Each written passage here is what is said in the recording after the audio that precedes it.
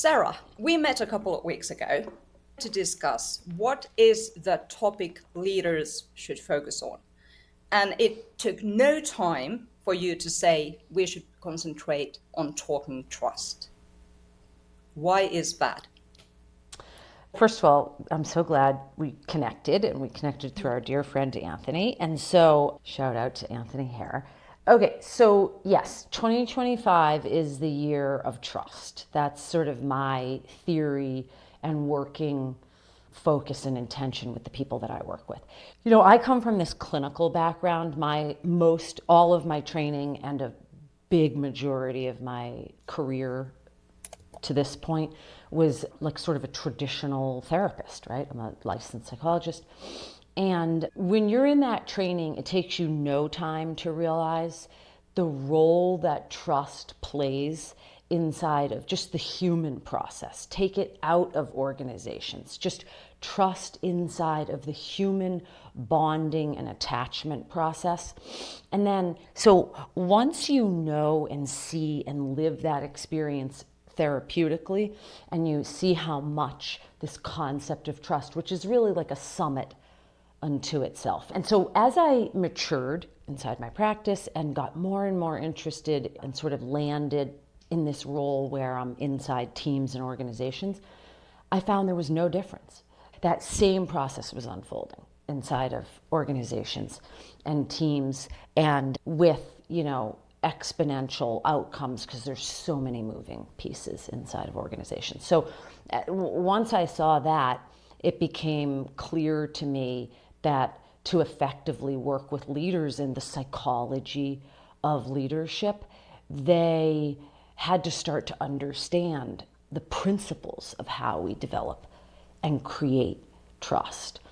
Most of the people I work with, they're super eager to know and learn all of this. But the reality is, on their way to the top, they didn't take any psychology classes. There was nobody inside business school. There was nobody inside of the aptitudes and the competencies that they were becoming incredibly astute in. There was nobody saying, hey, there's this whole other side of like your leadership trajectory that's going to have you veering into this other world that we don't teach you about. You should go learn it. Most of them had to kind of learn it in the streets, in the industry. So that's my long-winded answer why trust it's the theme of the year. Tell me why management consultants and many leaders still make a division between hard and soft skills. I would claim that if your human skills are not such that people can trust you, it has a huge price tag. I think this is such an important topic because as long as we use the word soft, it feels fluffy, it feels abstract. And knowing your background, you know that everything that happens in our nervous system and in our brain, it's science-based. I think it would be very important that we unpack what actually happens inside people when they trust or don't trust, or when they want to change behavior so that people could start trusting them more.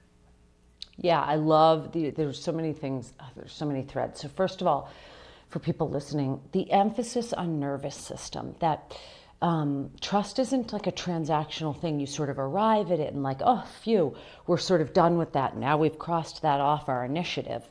It's an exchange that's occurring both consciously and unconsciously between people. We talk about them through micro expressions and all kinds of other ways that humans code and decode behavior. Like, is it trustworthy? Is it not trustworthy? And it's really tied into our nervous system.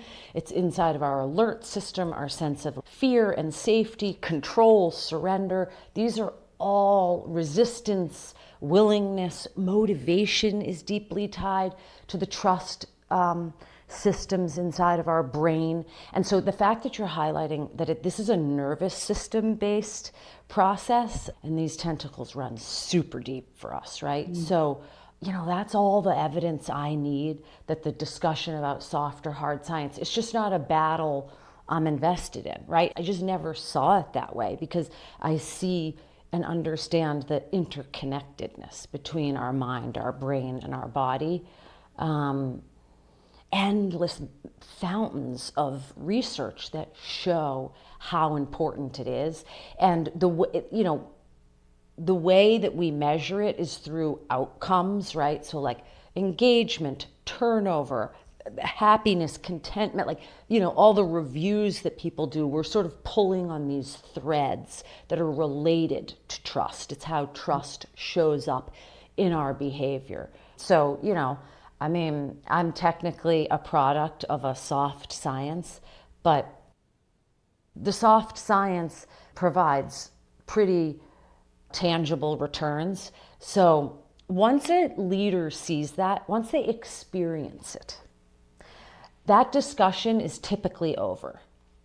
They're typically like, oh, okay, I see exactly what you mean, right? I don't want people to hear that word strategy as something that's like, oh, you're making it calculated to build trust inside of your team, although maybe calculation gets a bad rap sometimes. But I do want people to hear that if you're a leader, you have to make connecting and building a sense of belonging and trust and safety inside of your team.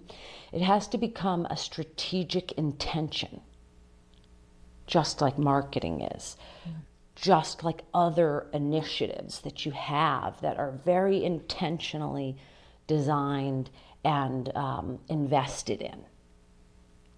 If you go back to business literature, trust was the theme, let's say 10 plus years ago.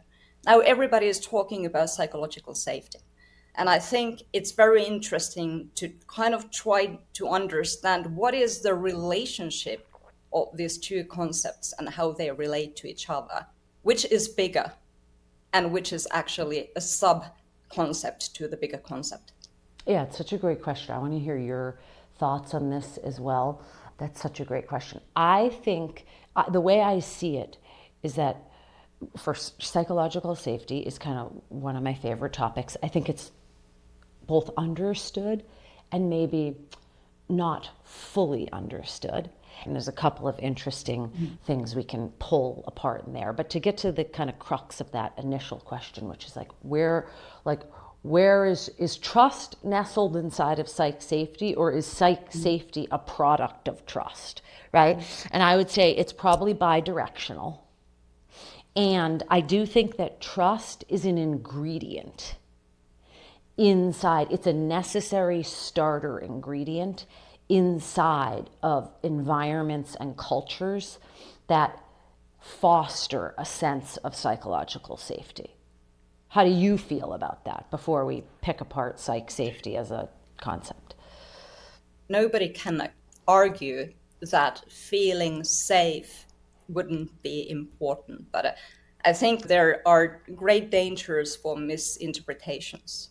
So first of all, I'm sort of a bit worried about the trend be you, be yourself, because there could be a flip side, which is just like, I don't need to care about my behavior. Another thing, what I think is that like psychological safety quite often doesn't lead to positive friction or constructive arguments. It leads to niceties.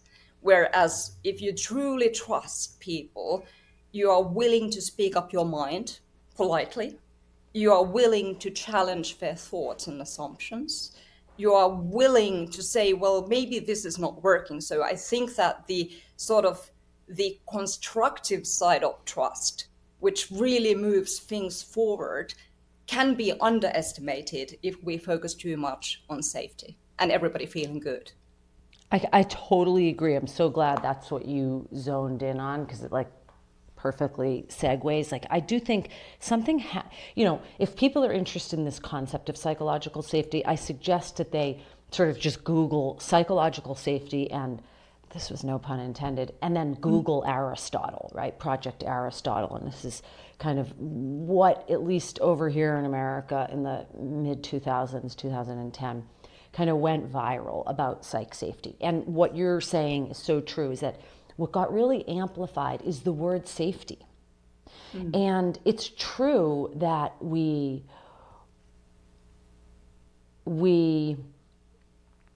do better. It's a broad term, but we do better when our environments are safe. And also, it's really critical to foster for outcomes that require innovation, creativity, all these types of thinking that sort of require us to go out on a limb.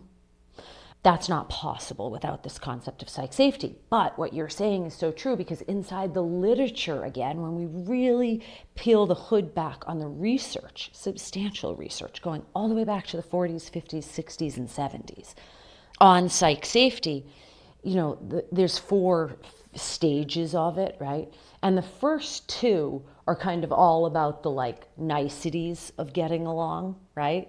And that's important.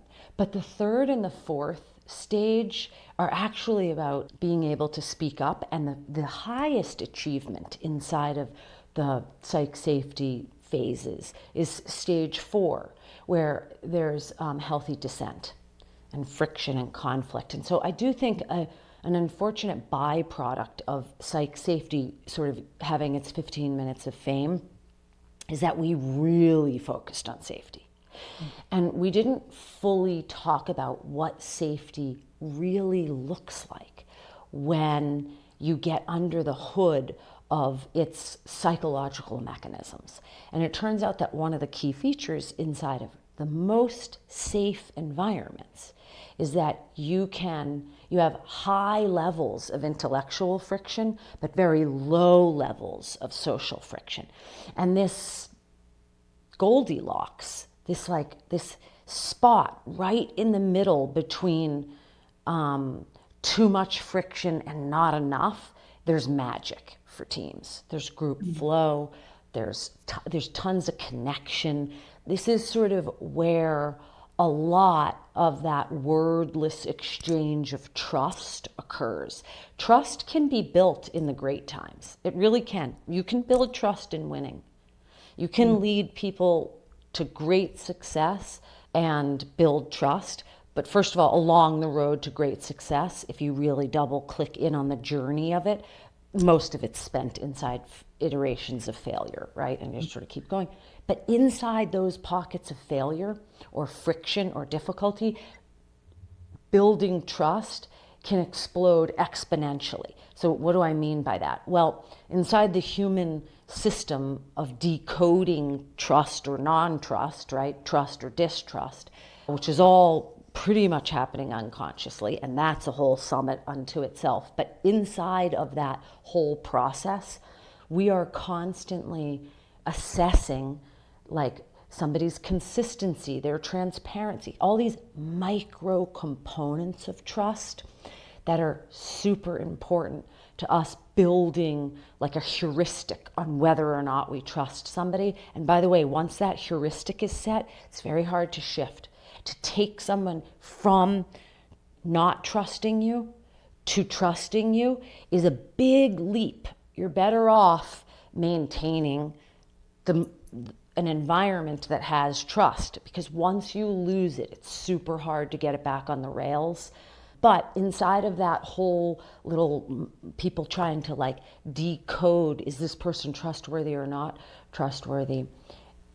You really learn a lot about the leadership and your teammates. You learn a lot about people when it's tough, when there's friction, when there is high intellectual friction. So, again, that's a long-winded way of saying psych safety doesn't mean comfort. According to the literature, and certainly I'm sure what you see as well, inside of the healthiest teams, there is really the capacity to bump around inside of that world of intellectual friction, where you're really debating ideas and strategies and you're moving it forward, but very low social friction. That's our golden rung, right? And that's where trust, that ability to trust that you are safe enough to dissent, that you are safe enough to receive critical feedback and still have a place inside the team. That's where this sometimes elusive sense of trust has huge return on investment. I just read one a research result done recently in the United States.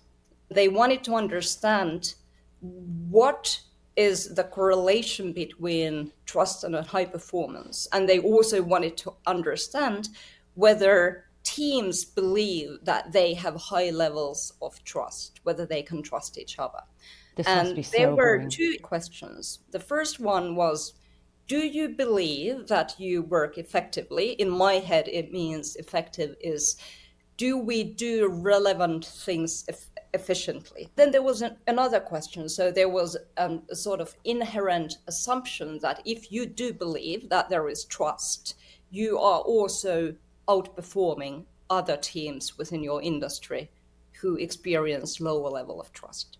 And with these two questions, they were able to identify how many people believe that they have trusting, high performing teams. And the result was quite staggering. Was it Eight sobering? point 8.7% said that we have high level of trust and we are high performing. Then you also said that, well, if you lose trust, I think there are sort of three levels of trust. It's like, oh, I don't trust. Then there is like, yeah. And then it's, I Jury's definitely, out, and then there's definitely yeah, trust. Yeah. yeah. So basically, the result told us that, well, there is probably quite a lot of, I'm not so sure about it, but they were not they were not, oh, I fully trust.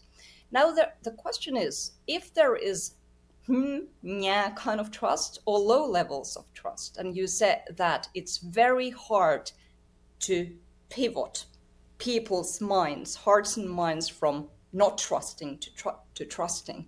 The question is, how do you do that? How do you help people you work with to really make that transformation and understand what are the first steps we as a team need to take?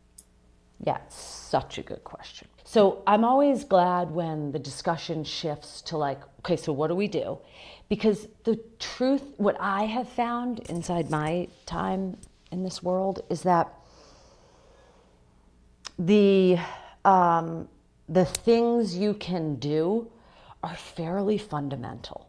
And here's the great thing: if you're a leader of a team or an organization where, like, it's one thing if you're in a team in an organization where you have six figures to go like invest in a program and initiatives and blah blah, but many people and leaders out there are wanting to do this and they don't necessarily have this huge budget. And the good news is you can do a ton of this work for free. Between podcasts like this, where we're going to really get tactical and practical, I'm going to name 5 or 6 things that people can start to do immediately to change the currency of trust inside of their ecosystem, right? So between the podcasts like this and the internet, and your own willingness to commit to a couple of behaviors, like in 365 days, you can transform the way your team operates. And by the way, and you can get metrics on that for not a lot of money now. You could say, I'm going to make this the year of trust. You could do an assessment for your whole team for a couple $100. And then at the end of this, an assessment on trust. And then at the end of your 365 days of trust, redo the assessment. You'll have metrics. It should move one way or the other. If it didn't, then that's data, right? The way that I break down trust to leaders who are like, yeah, you have me sold. It's super important. Now what do I do? So the first thing is, it's a principle that is like littered throughout psychology. It's this concept of modeling. Okay, so the first thing you have to do is you have to be trustworthy. So when people are like, well, I don't know if I'm being trustworthy or not, how do I do that? Okay, your best bet, your best bang for your buck is invest in some kind of process, whether it's therapeutic, whether it's executive coaching, if it's just journaling, meditating, like a self-work process, but start to tap into your own capacity for self-awareness and curiosity. Start to be really curious about how you operate, your own relationship with yourself, and how that gets translated in your work as a leader. That's kind of all the work that I do individually with my executives, is all around leveraging basically self-awareness, self-regulation, and curiosity. This is going to be important when I get to the interpersonal piece of conveying trust. But the very first principle of trust is know thyself. We got bullshit detectors. Humans have a bullshit detector. That's not the scientific name, in case anybody was wondering. But we have bullshit detectors that sort of look and scan for inconsistencies, pattern recognition, all this stuff that allows us to detect essentially risk and danger. Okay? So, the people you're working with are highly attuned, potentially more attuned to your undulations in mood, consistency, behavior, words versus deeds, all these very subtle ways. They're potentially more attuned to those undulations than you are yourself. That needs to be flipped. So first things first, start with yourself. Now, so that's a broad category of okay, so fine tune your modeling. Show up trustworthy. How do you do that? You invest in knowing yourself. Take 365 days, some amount of professional or personal development money that you're going to invest in yourself, and work with somebody who is going to help you understand the practice of self-awareness. That's different than beating ourselves up. That's a whole summit unto itself, right? Well, what is self-awareness, and why are we sort of poor at it on our own, right? So do that, okay? Then that's the intrapersonal, your own relationship with yourself. Then most leaders, when they come to work with me, they want to just start at the intrapersonal, and I totally get it. We're social creatures, and leaders are bright, and they're dynamic, and they are incredibly goal-oriented people. And so getting right to it, let's get to the stuff between us, feels really important to them. So typically once you sell them on the bummer is it has to start with you, then you can move into the interpersonal. And you'll notice that a bunch of what I shared there is those sub skills inside of the intrapersonal reflection. That's all the sort of fundamental elements of this broad category called emotional intelligence. That's a framework that you can use to understand how you develop this capacity to leverage these soft skills, right? So it starts with the self. Now, interpersonally, there's some big dogs that I would suggest people focus on. One, transparency. Talk about, within reason, within what you can, let people know what you're doing and why you're doing it, including saying, I'm working with an executive coach. I know there's a trust thing. I know my rap. I know that I got a rap about trust, and that's on me to look at because it starts with me. And I'm doing that. And I'm going to increasingly weave this into our work together because I want to see how much runway we have to change the way we feel here in this team together. And you're transparent about it. You're not trying to hide that there's a trust issue. Use transparency, and wherever you can with transparency. Obviously there are elements inside of organizations that we can't talk about, but the elements that you can do. And even in the pursuit of being transparent, you say, I know that what I say is as important as what I don't say. And I want you to know, I want everybody to know that I am invested in being transparent about our process here so that everybody feels as though sort of the cards are on the table, right? So these are ways that you can infuse transparency into how you operate. The next thing I would do, and this one's huge, I mean, there's a whole chapter just on this topic, but one of the ways to sort of hack into our trust systems is through listening. I said at the beginning of our time together that I noticed that these core principles of psychology, when I got into working with executives and organizations, that these core principles were just as foundational inside of teams and organizations. One of them is this concept of being seen and heard. Children, as we're building our scaffolding, we need developmentally to be seen and heard by the people in our life. That starts with listening. And then when we become adults, we listen the way that we were listened to. And that's not always ideal. We come to adulthood with idiosyncrasies that are sort of remnants of our own intergenerational patterns of attaching. And listening shows you everything you need to know about how you were listened to. And inside of this work on self-awareness, listening is one of the things that I'll work on with leaders, like purposefully. And there's lots of things I'll do inside of there, and we could have a whole summit just on listening. But suffice it to say, most people sort of show up to a conversation, and leaders are definitely this way. See previous comment about how goal-directed they are. We show up to conversations and we have like turf. We have turf that we're protecting. We've got an agenda, and we are listening for that agenda.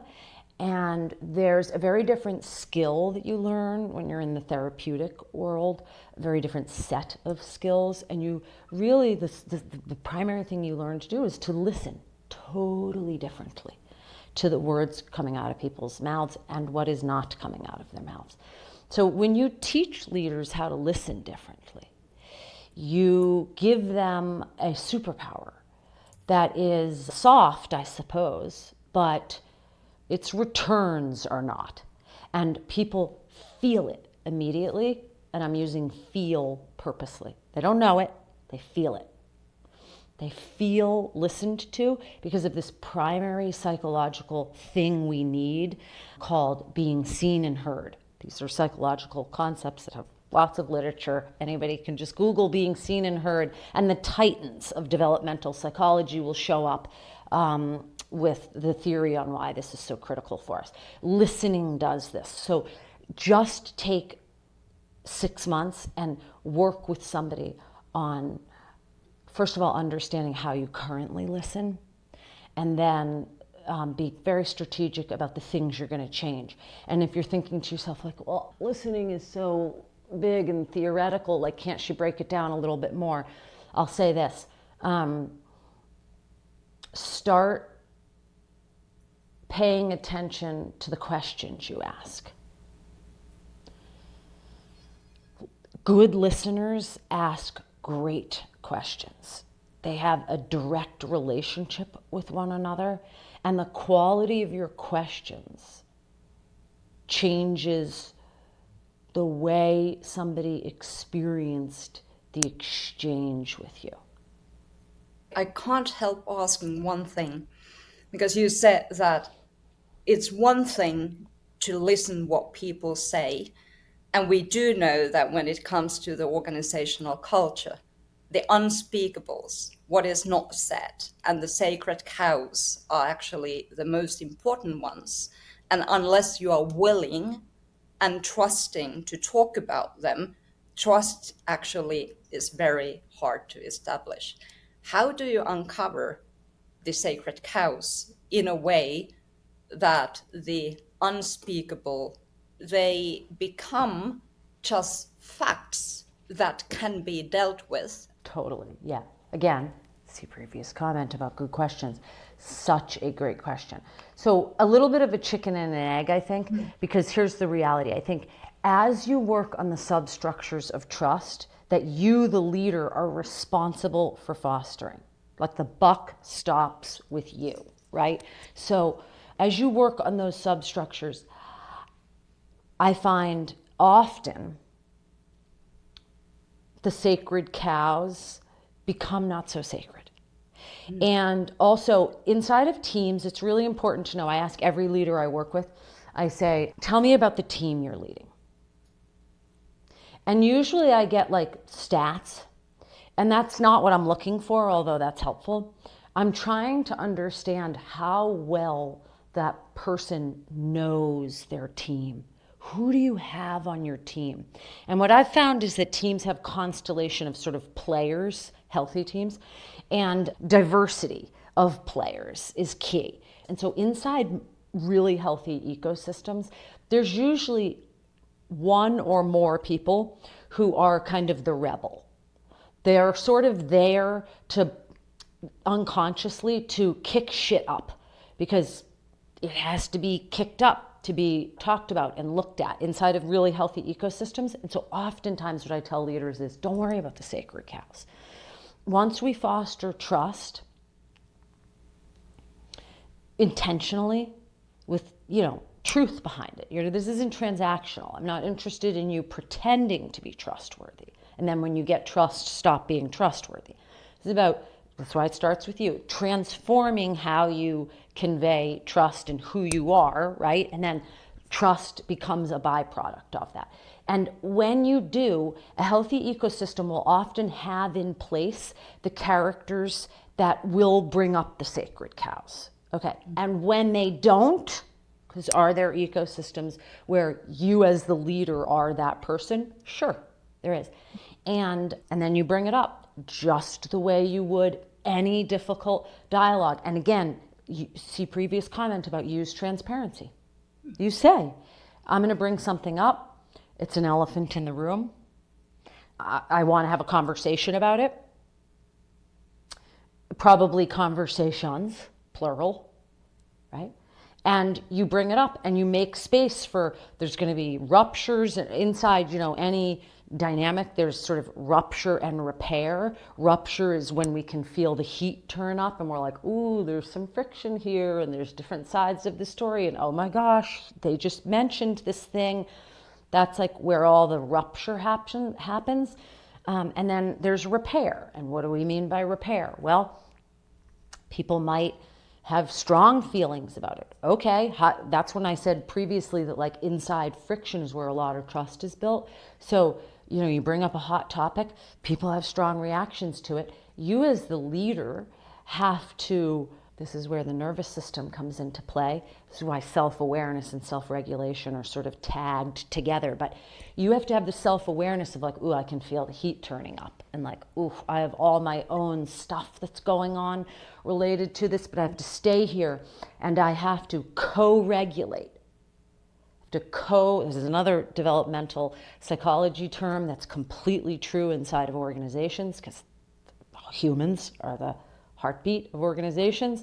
So why wouldn't it be true? But this co-regulation process, and you have to keep space for people to have these strong feelings that they may or may not agree with, and you have to hold space for that. That's that soft language when we're like, so-and-so can hold space. It turns out it's real. And how do we do that? Well, we let people have their opinions.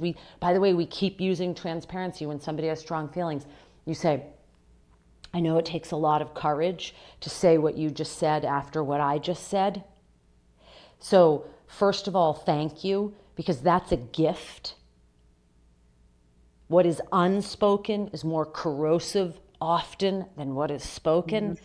So that is a gift. That is what bravery looks like. Now you're modeling that dissent, healthy dissent, is applauded here, right? So people are getting all these cues of like, oh, well, maybe, I guess when I have a dissenting opinion, I won't get my ass kicked either. I'll be able to have space. So there's no end to where you can be influencing these mechanisms once you see that friction, doing hard things, being uncomfortable, having these conversations is part of the process of trust building. People don't feel that an environment is trustworthy or safe when there are landmines of unforbidden topics that can't be discussed. That doesn't make people actually feel safe. People don't actually like that feeling. Isn't it so that actually problems, conflicts, and hardship enable people to build strong relationships. And Totally. you can only respond to the shifting sands of the market if you and your team you really bonded well.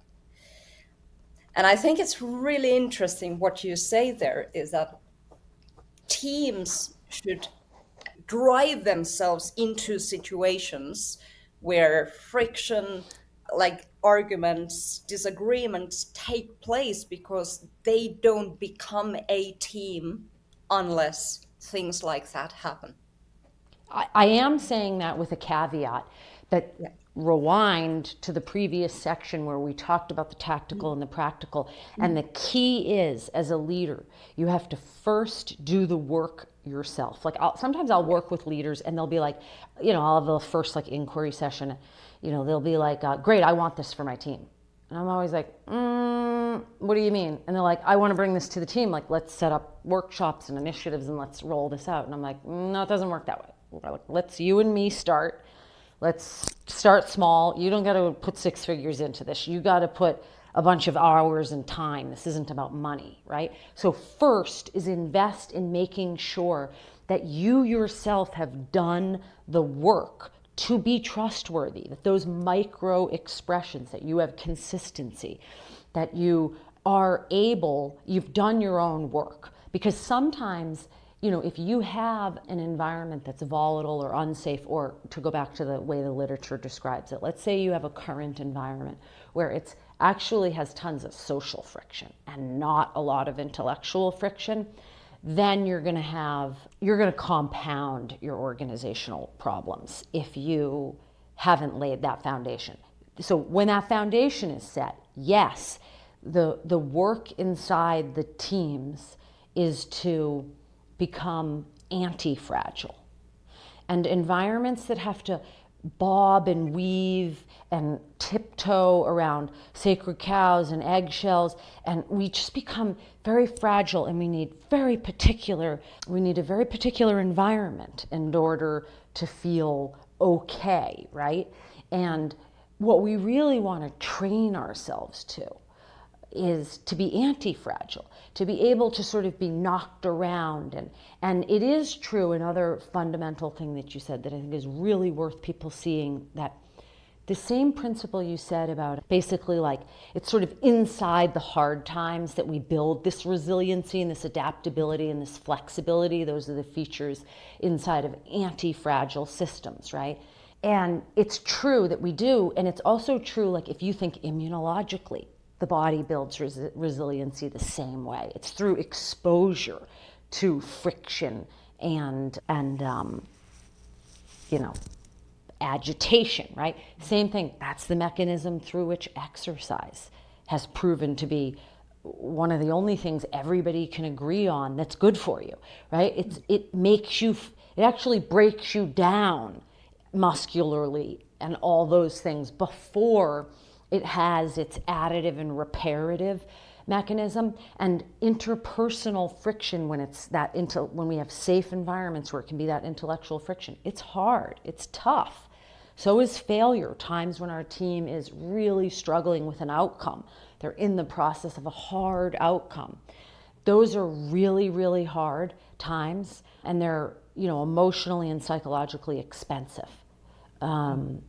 But they are, when done intentionally, I purposely stayed away from the word when done well, but when done intentionally, that becomes a lot of the glue that bonds you together, and you have a track record of like, look what we did, and we stayed connected, safe, and yet innovative and challenging and critiquing and iterative.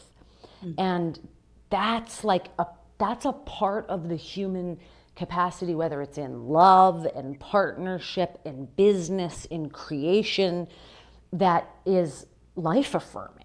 Like, we come through those experiences, especially when the relationships are intact, and generally we want more. We want more of the hard thing that yielded that kind of outcome for us. And when I really go back with teams, like after a super successful stretch of time, but that I'm with them in the sidecar, watching the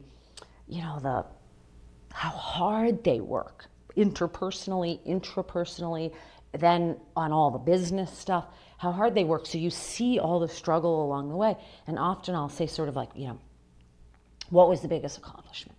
And you'd think that these leaders who came in with these incredibly huge goals that were not rooted in soft science at all, they are usually financial outcomes.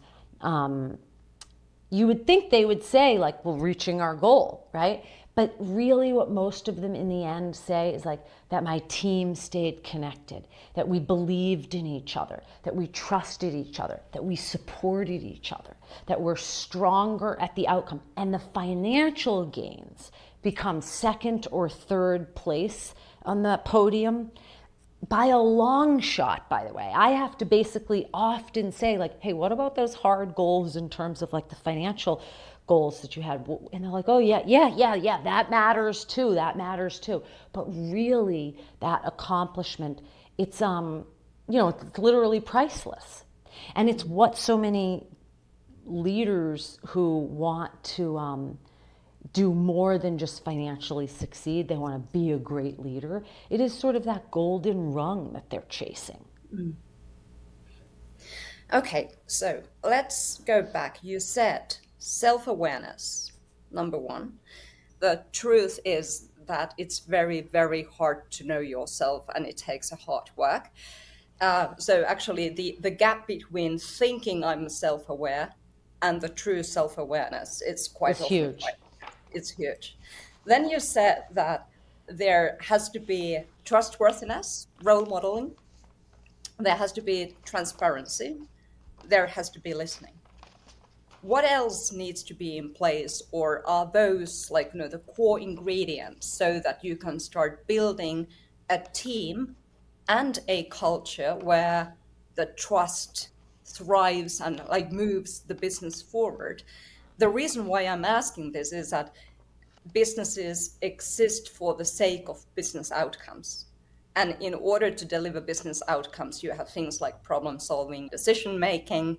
And I think trust also plays a huge role in how efficient you are in those activities, which help you to move the company from A to B. Yeah, it's true. So there's all kinds of practical reasons why trust is such a valuable component to invest in, and it sort of shouldn't go without saying. So we'll say it explicitly, like all your outcomes are at least partially, and that degree of partiality is up for debate, but it's more than you think. And it's at least partially related to this climate of trust and safety. And because all of this is like teams that trust each other, they can access better decision making, they're more efficient, they're more effective. Effectiveness and efficiency are two different things. They have access to more creative thinking, more innovative thinking. Also their iteration process, their iterative process, because you got to iterate to get something to market. That whole process, when it's the underlying current is trust, is so much more effective. There's no place that it doesn't impact outcomes. And we know that from organizations that don't have it.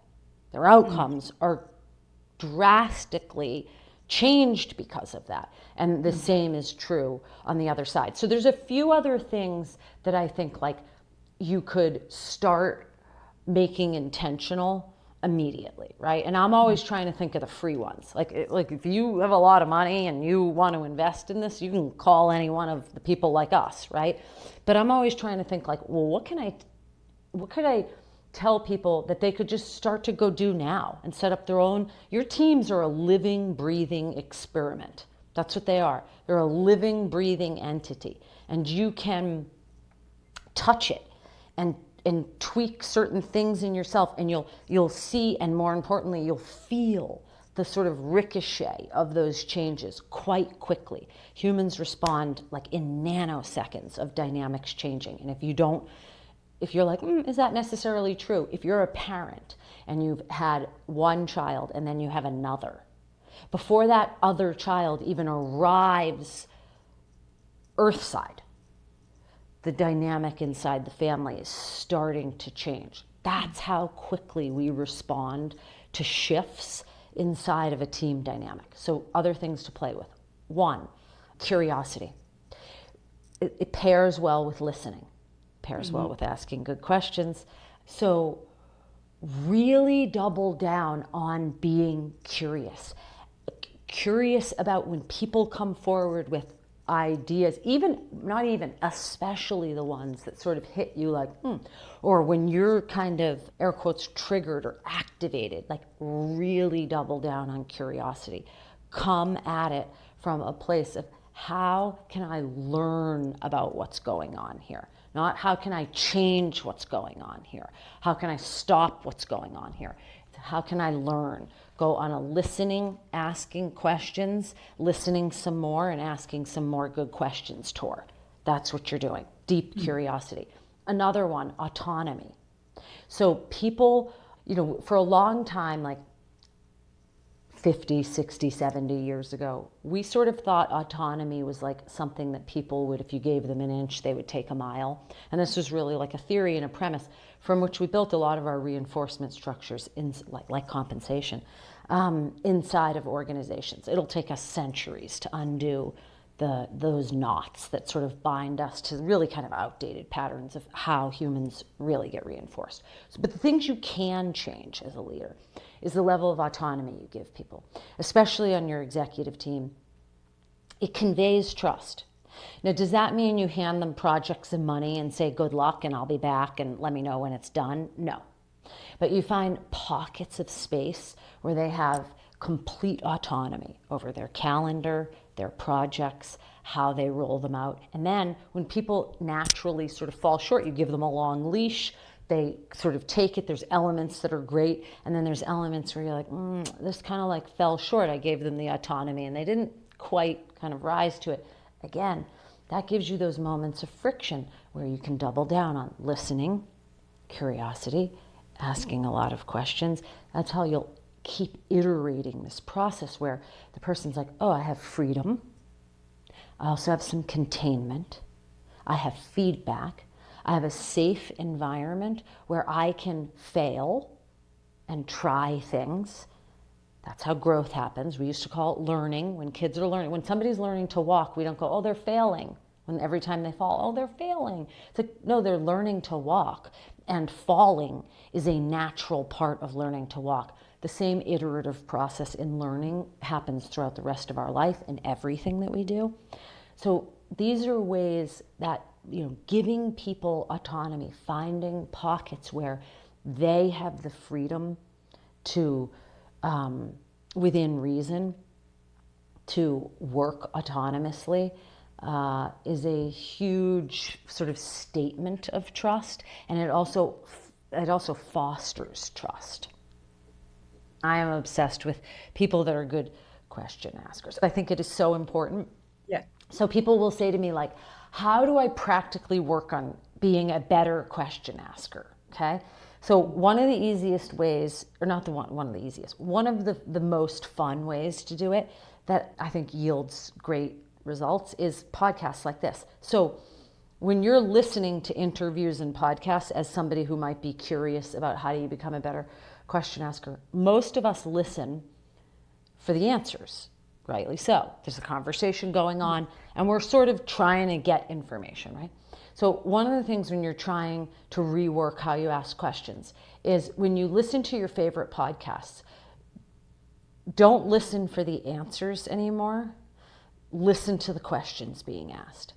Pay attention like you're tracking the conversation versus you're receiving the information from the conversation.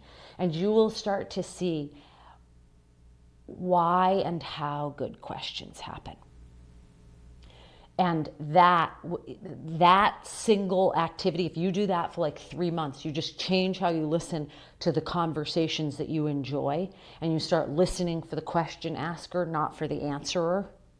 you will change how you ask questions. And so one of the things I want to say to you is you ask really good questions. You have a lot of thoughtfulness, and you track the conversation really well. So the questions are reflective of the sort of undulations that are unfolding inside of the conversation. And any leader who's hung in there this long to this conversation, I would say that's a skill, that's a practice. You're not born a good question asker, it's a practice. And discussion is not a competition. And that's what true. happens so often. It's like, well, you said something really thought-provoking. I tried to be even more thought-provoking, as opposed to, well, you said something interesting. Let's dig deeper, because if we do it together, probably both of us will learn something. Definitely, definitely both. And so this is great, because essentially for the listener, hear how we're doubling down on that's curiosity, it's listening. When we say competition versus collaboration, right? It's like, yeah, ultimately companies want to win, right? But in the process of winning, you have to use a whole set of practices and skills and human fuel, motivation, right? And again, you just highlighted why curiosity and listening and doubling down on those fundamental skills, why it yields such positive outcomes, because it doesn't make us feel like we have to compete. And when we're in a compete, although we are competing with others, right, but inside of our teams, if we're cultivating an environment where it's you're in competition for resources inside of the team, and resources can be praise, rank, compensation, etc. So if you're in that mode, you are already in an environment where trust is going to be secondary inside of the process, right? And then your expertise, am I missing any of the glaringly obvious ones? I think no, but I do have a few questions. And I actually have very strong opinions about them as well. First, what I love about your approach is the fact that you don't operate under the term organizational culture. Normally, you say a word culture to a leader, the first, the kind of the thought comes to their minds like, oh, I need to create a change program, culture transformation program, and it's like corporate white initiatives. And what you say, and what I really truly believe in, is that culture happens in small groups. And unless people take individual agency in making it better, it never changes. And once you say the word culture, it all of a sudden becomes huge, abstract, and belongs to nobody. And the moment you start talking about our team performing, then everybody understands that, well, I have a role to play, and the way I treat people, the way I listen to people, the way I ask help from people, the way I give help to people is fundamental. So I do believe that it's so healthy to approach the topic of culture more from the sort of a human performance and psychological perspective, instead of like hardcore analytical business transformation. I mean that's that's a recipe for disaster. It's also, to me, I happen to totally agree. And I also think it's great if after you work on yourself and you really look at the fundamentals of, if we follow the principles of how we gain the practice of having emotional intelligence, it always starts with the self. And that sense of agency, right? That sense of you first go inward and then you go outward. And if after you do that part, you want to take this to I work with lots of whole leadership teams, and it's lovely, great, let's roll it out at a larger scale. But oftentimes you won't need to, honestly, at least 50% of the time, when you yourself as the leader start to embody these psychological principles and lead that way, the environment is so receptive to the change that, like, by the time you're at the place where we would discuss like starting a whole initiative, it's kind of like, for what? For what? It's working. Just keep doing what you're doing. Keep conveying it, and it really does work. I also love what you said when if project culture belongs to no one, like, it has to belong. You have to live it and embody it. It has to be so that idea that it would belong to no one, that is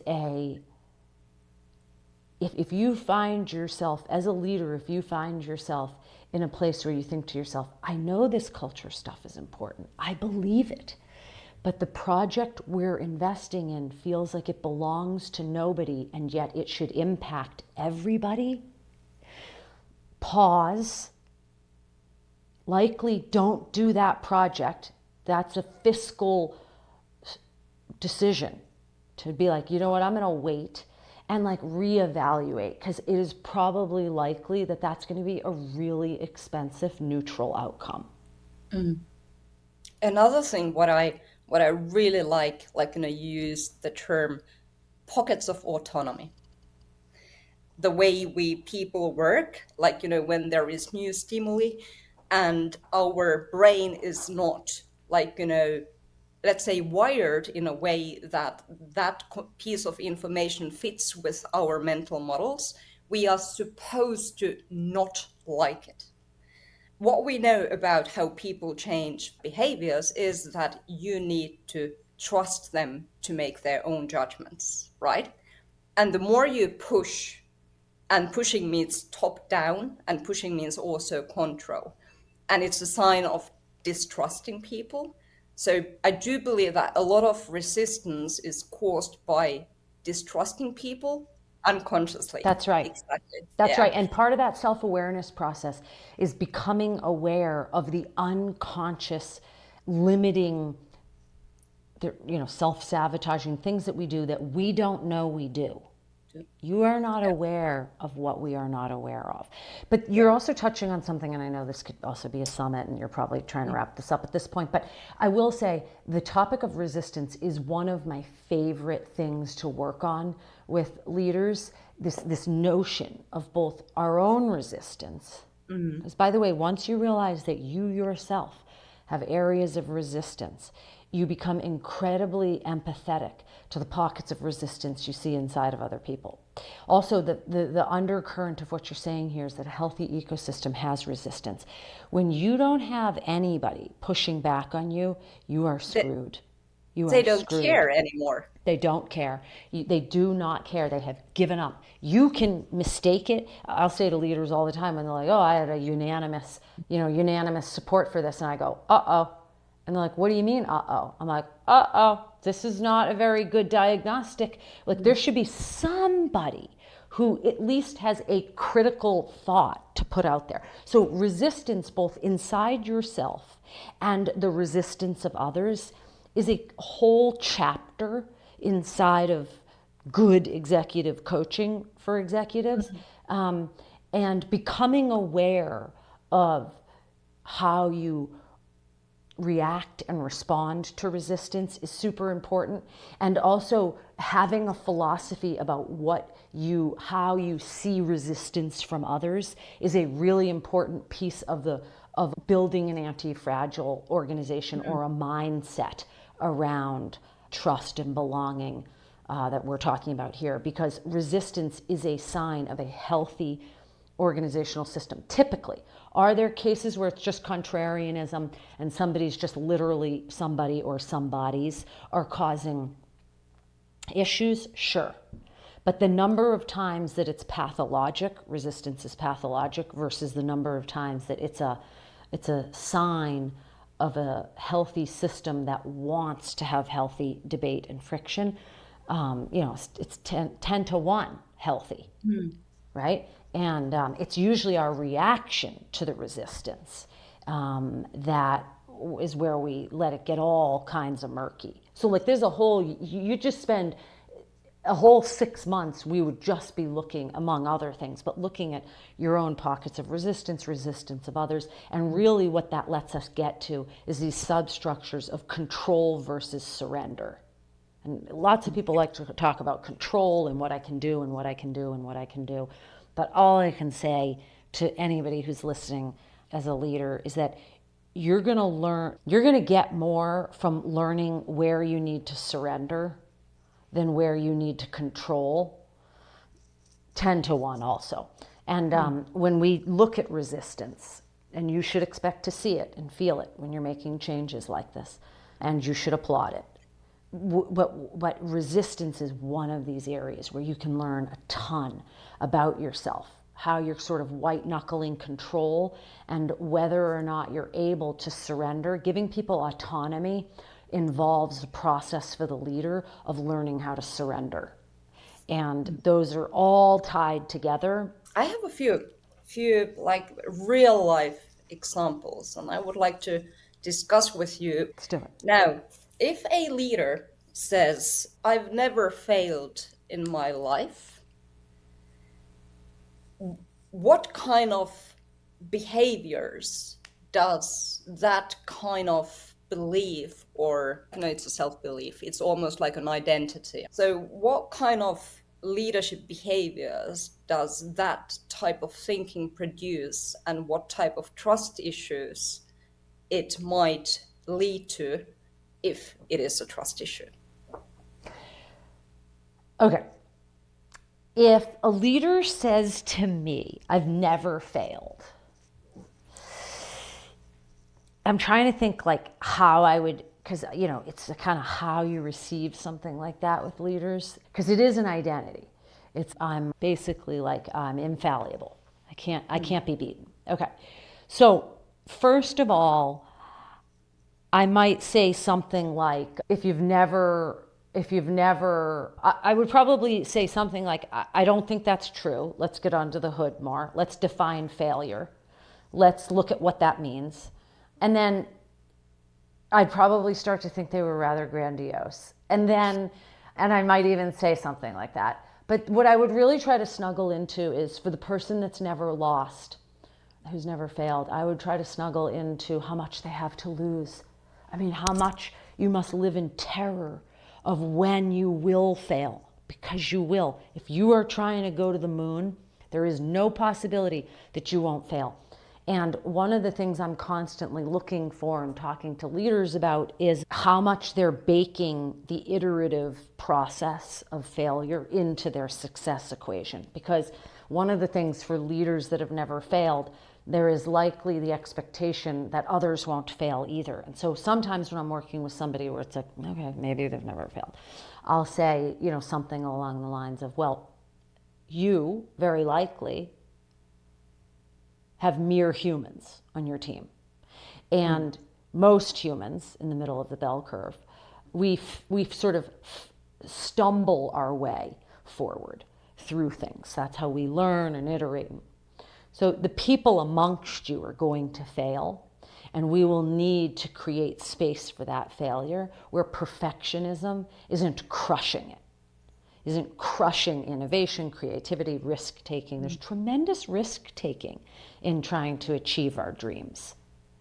And so that's how I would work on that. And I would let them know that a culture of, this whole culture of failure is not an option. Yes, it is. Yes, it is. Failure is an option. It is likely part of the process of getting to excellence. At least I've never found it to not be inside of there. And what I would really sit with that person, if they really, after a whole session on failure with me, if they truly continued to believe that they had never failed, I would start to emphasize, how is that changing what you're afraid to lose? Because if you have never failed, it will be very unfamiliar to you when you do.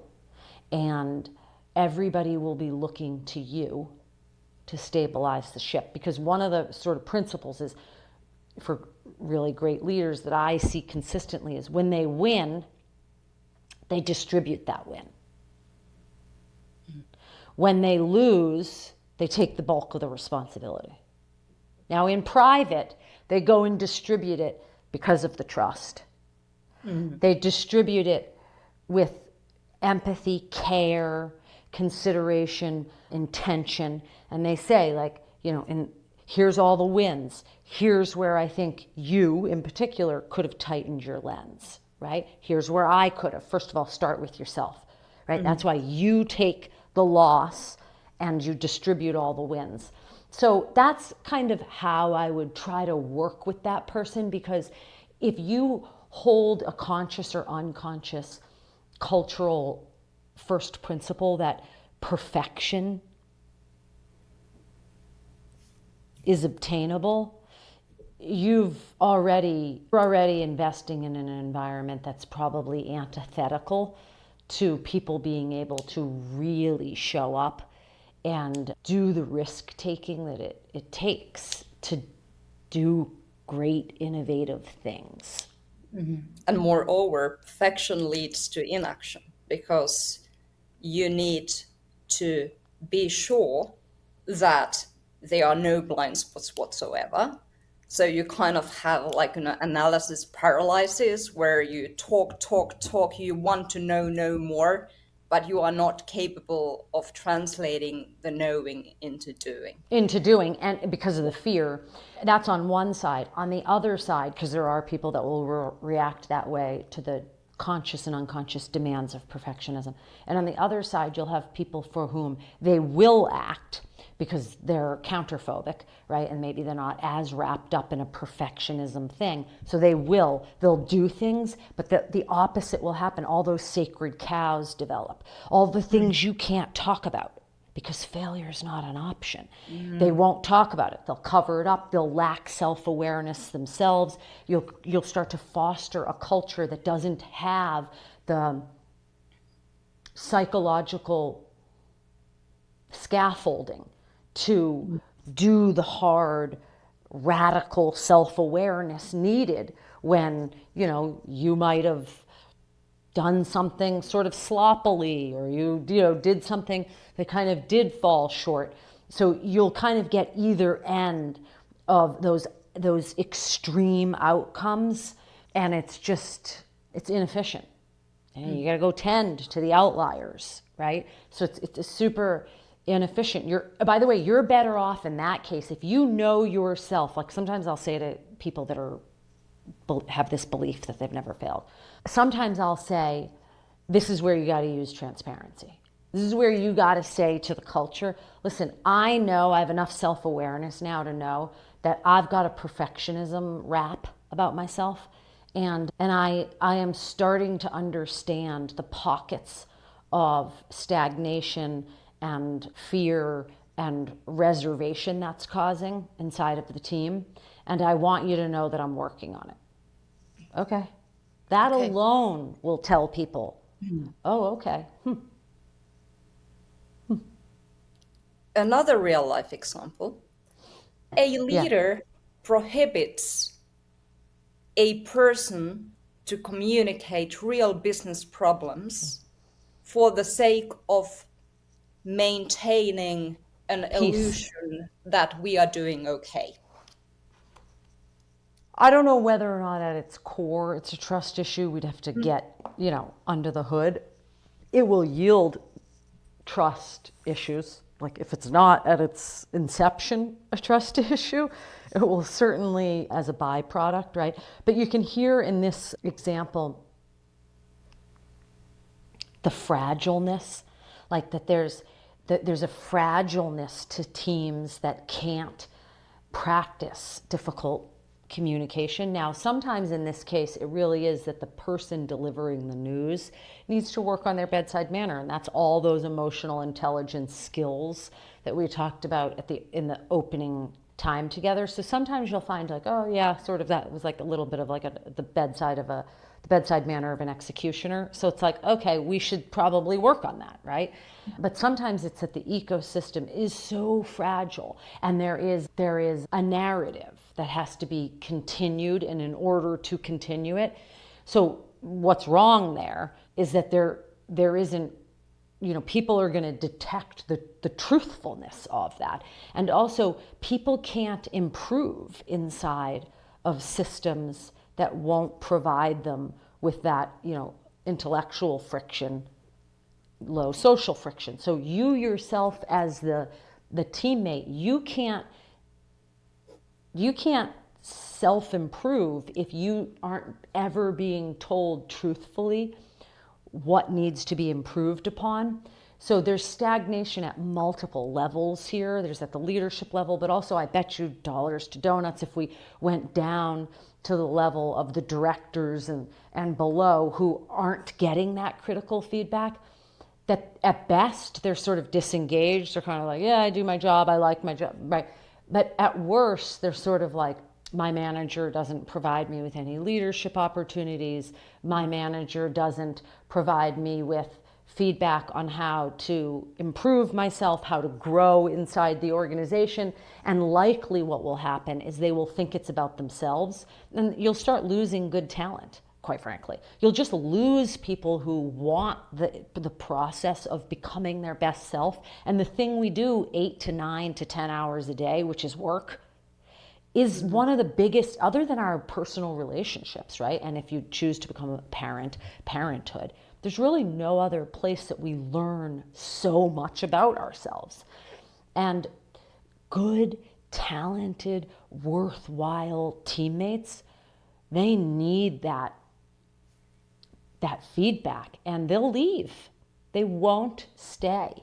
So there's a lot wrong with basically hamstringing leaders and saying you can't provide that feedback for one reason or another.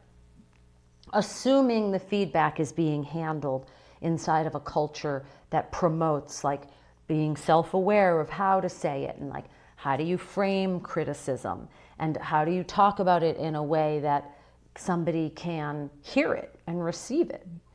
So assuming that's all equal, if the environment is still stifling constructive criticism, the downstream impact will be both on the leader and the impression of the leader, and also in the employee, and the caliber of employee that you'll be able to retain. I think without trust, there is a huge danger that you end up creating a dishonest microcosm.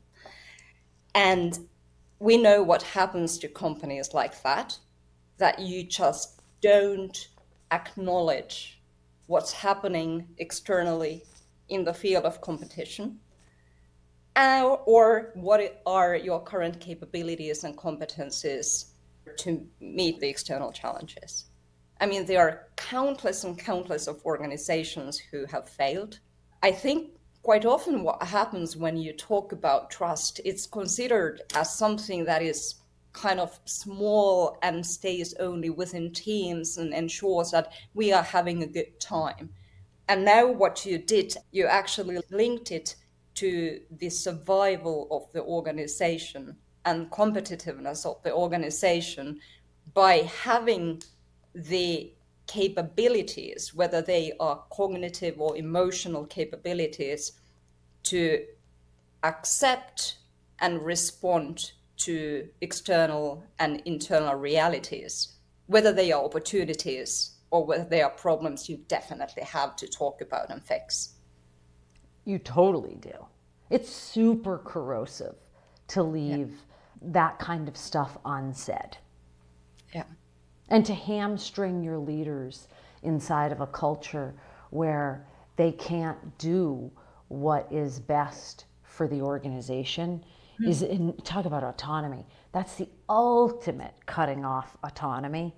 And humans we don't like that. We just fundamentally do not like that. And you will drive really strong talent right out of your ecosystem very quickly.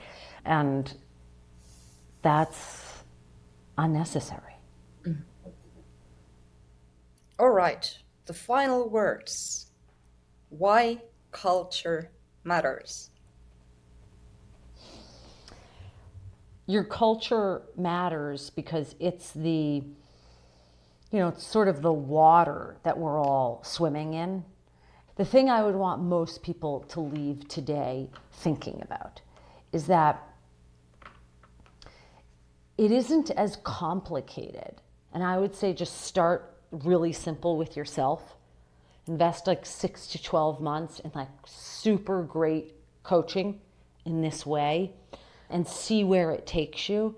It's pretty fundamental. It's really actually not that complicated. And with even the slightest intentionality, let's say right now maybe you have tons of conscious intentionality, meaning you have all these initiatives, you've spent X amount of dollars. But if you looked at the effectiveness of the investments you're making, it might not be that high, right? So even if you just took a small amount of time and energy and invested in it for this year, in 1 year from now, the entire culture of your team or organization will have transformed. So that's how I would want you to think about it, more than why is it so important, is that we kind of all know why. But the how you make it a healthy ecosystem is not as complicated as I think it's become. I think our discussion today, it was a perfect example of the fact that culture is you.